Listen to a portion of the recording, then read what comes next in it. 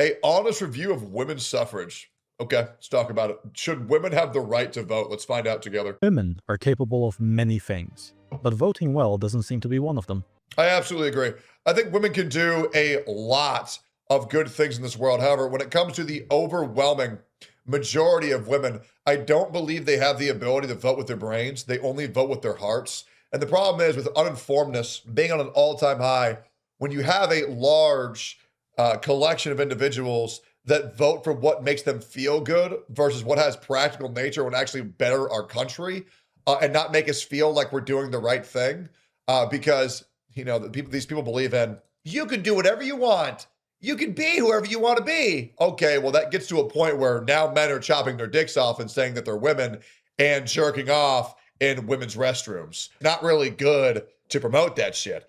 And that is the problem with women voting, is that they're not getting informed. They're not researching on anything, and they don't really ever think logically. So, I mean, yeah, I do think women do a lot of good things: cooking, cleaning, taking care of children, support roles, nurses. But yeah, I agree. Voting is not one of them. In their defense, men don't vote that well either, but are still considerably better on average. Yes. In this video, we go over the political gender gap. It's because men are more likely to think logically and women are more likely to think emotionally. And when it comes to voting for who our president is, you don't want to vote emotionally, you want to vote logically. Causes behind it, and some ancient wisdom to give an honest review of women's suffrage. And if you enjoyed, consider subscribing, it helps the channel. First, let's get some basic things out of the way. Contrary to propaganda, we do not live in a patriarchy. Collectively, women have more power in the West than men do.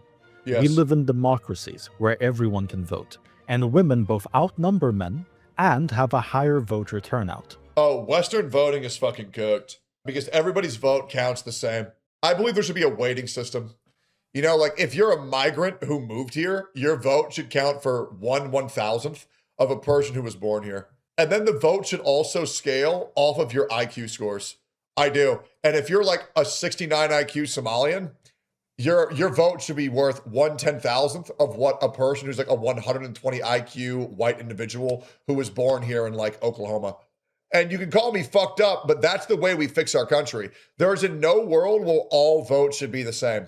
Right? I find it insane that some like migrant from Turkey, their vote counts the same as me. Like I want to remind you, Hassan's vote counts the same as my vote. And then we have all the illegal votes coming in from China and all the illegal immigrants in California still voting because they don't check ID. It's bullshit. It is. Our voting system is completely obliterated. If women voted as one united bloc, they'd win every election. Or true, just don't let them vote entirely. Secondly, women control education through sheer numbers. And this is why you should be glad Canada didn't become a state of the United States, because the retard liberals in Canada would completely overthrow the votes in perpetuity. As anyone of my generation can attest, will often force their politics down children's throats.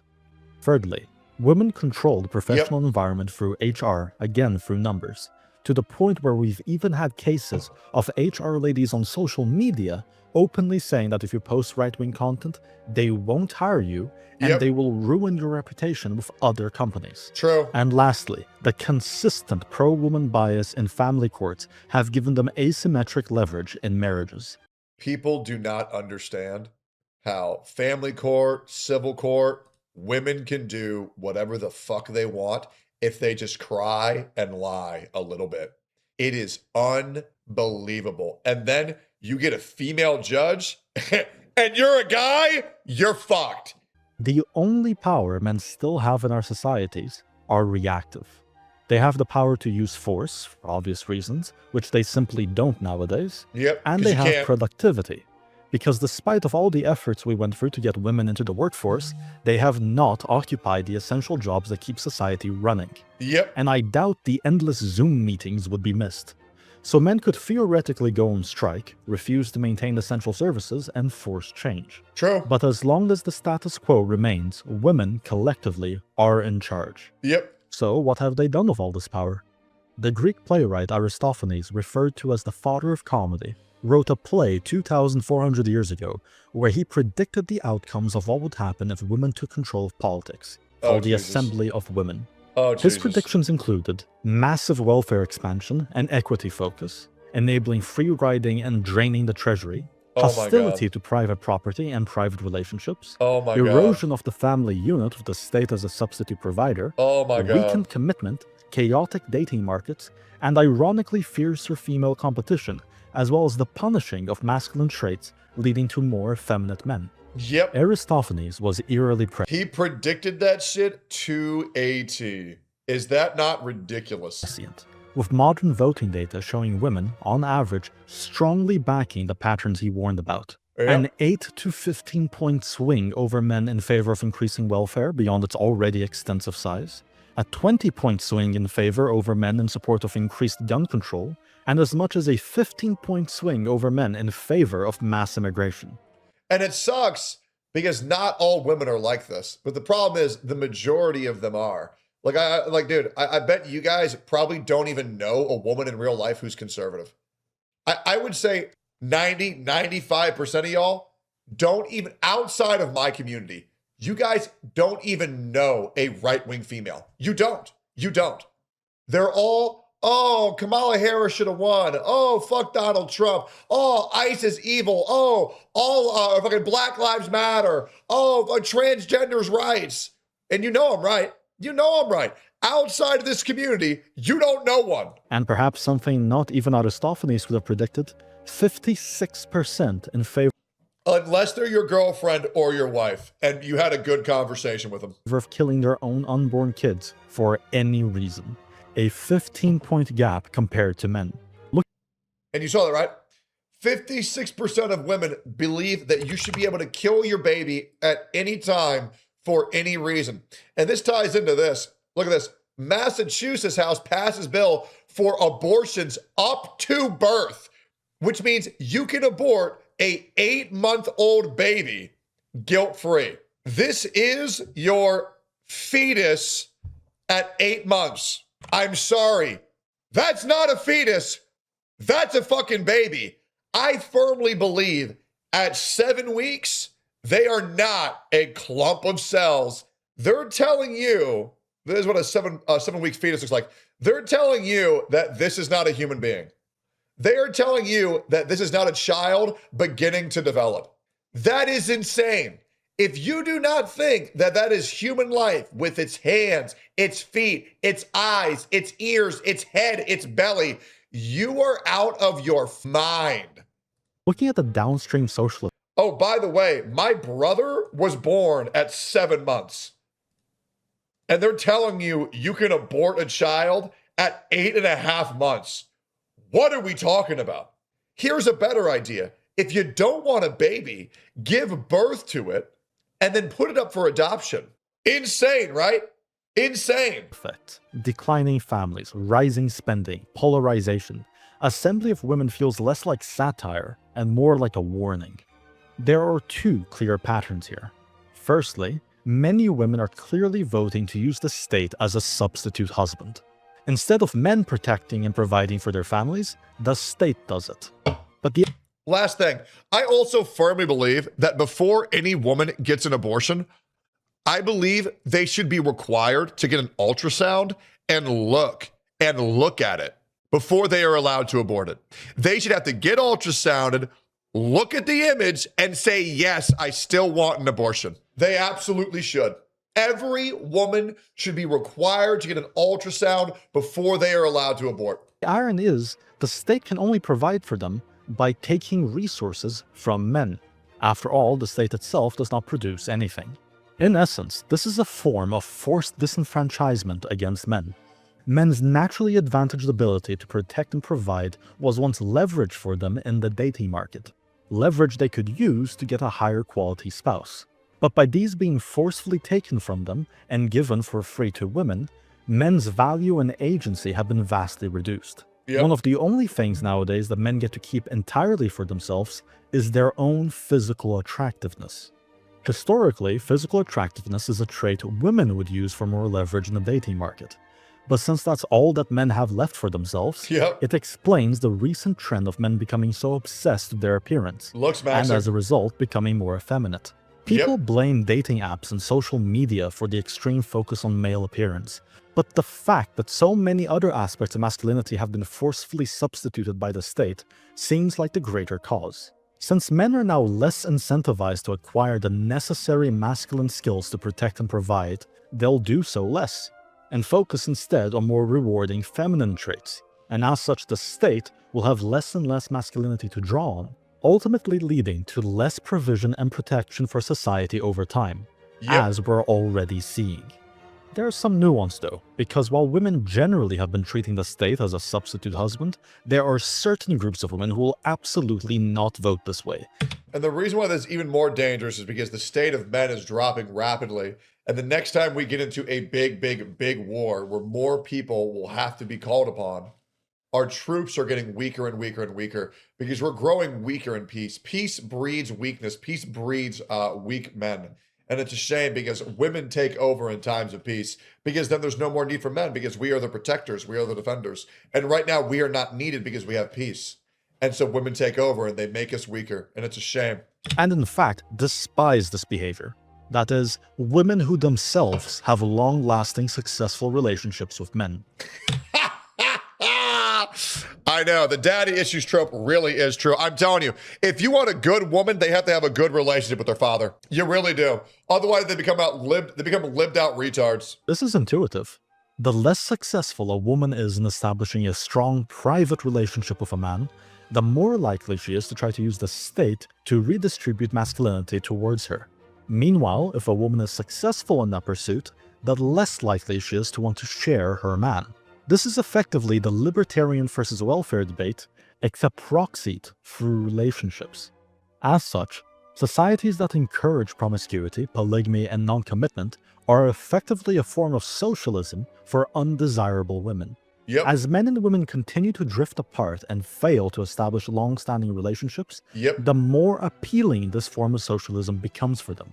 This again mirrors Aristophanes' prediction, where in the play the assemblywomen forced men's attention to be shared with less desirable women. The second pattern of female voting is supporting whatever... And thus began the fat acceptance movement. Thus began Asmongold's fertility goddess A S-tier body type. He fed into the propaganda, boys. We are fucking cooked. For the current thing is. I gave you the stats about modern-day voting issues, where you see women giving significantly more support to liberal mainstream ideology that we've all been taught in school. But if we rewind the clock some decades back to when mainstream institutions were conservative, you'd see women being more conservative than men. Why? Because it was the current thing. Women are, on average, more agreeable than men. A consequence of agreeableness is the fear of going against the perceived consensus. As such, women operate less as independent voters, but rather as parrots of institutions. If the dominant institutions are conservative, women will... I cannot tell you how many times I have to help women get unbrainwashed by their algorithms and present them with statistical data. The indoctrination of our women, the brainwash of our women is fucking believable, bro. They just don't ever fact check anything. It's crazy, bro. Broadly be conservative. If they're liberal, women will broadly be liberal. Naturally, parroting the dominant opinion is not helpful in politics, and actually reinforces political entrenchment, facilitating corruption, lack of scrutiny, and dogmatism. A deeper issue of suffrage is its effect on the family unit. In healthy societies with strong families, husbands and wives are aligned. They'll vote the same, making the extra votes redundant. However, now you have the political incentive to appeal not to families, but to individuals. And if your platform is generally more appealing to women, especially single women, but not to men, you are now incentivized to push policies that sabotage or delay family formation. Or to get wives to vote against their husbands, which causes marital rift and has happened in recent campaigns. I'm sorry. If you and your partner don't share political views, you're not working out. You're not. You will be unhappy in your marriage or your relationship forever. And so that's why you need to base your political beliefs off of reality and not what everybody else is saying. Because if you don't have a partner that can acknowledge reality, you have to date within reality or fiction. Pick one. Because a realistic wife and a fictitious husband aren't going to work. A realistic husband and a fictitious wife aren't going to work. They're just not. Or they're going to hate each other and they'll stay together just for their kids. That's it. After all, as we've established, generally women in successful marriages will not vote for the state as a substitute husband, thus diminishing your power. This means that at best, women's suffrage is largely redundant, and at worst, it politically incentivizes the subversion of the family, and therefore the future of your nation. Additionally, this is a weakness that's unique to women's suffrage, as while you can somewhat use the state as a substitute husband through the roles of protector and provider, the state is incapable of providing men with what they'd want from a wife. I also believe firmly every conservative woman would agree women should not be allowed to vote. Every liberal woman believes they should vote. I believe every conservative woman believe that the majority of women are retarded. And I believe every liberal woman believes that women are better than men. You guys know I'm right. You know I'm right. The market, on the other hand, fully exploits single men. But that's a topic for another day. So here's my honest review of women's suffrage. We're now in a situation where family formation is at an all-time low, reckless government spending at an all-time high, men and women are lonelier and more depressed than ever, dominant political institutions are more entrenched than ever, and you want to know why this is? Because you have to be a man to speak your mind and support those who are broadcasting your thoughts to the earth when you know they're doing it at a risk. But the problem is people are horrified of supporting or retweeting or commenting on something they believe in because they're afraid of what other people think when they broadcast that same shit. You need balls to go against the curve right now, but right now you are rewarded for being a coward. You are. You're rewarded for being a coward and you are being punished for speaking the truth. And that is what's keeping us, that's what's keeping us silent. And that is why these other folk have been able to bulldoze over people quoting statistics, quoting science, quoting facts, because it is horrifying and it is completely unlucrative to actually support the truth, and you are paid to support liars. It is the truth. Every single policy that led to these outcomes are consistently upheld by the female vote. In a way so predictable, the ancient Greeks were laughing at us over 2,000 years ago. 0 out of 10 would not recommend opening the door for total societal collapse again. Absolutely based video. Basic logic once again breaks this shit down in a very easy way for people to enjoy. Absolutely love this channel. You should check it out yourself.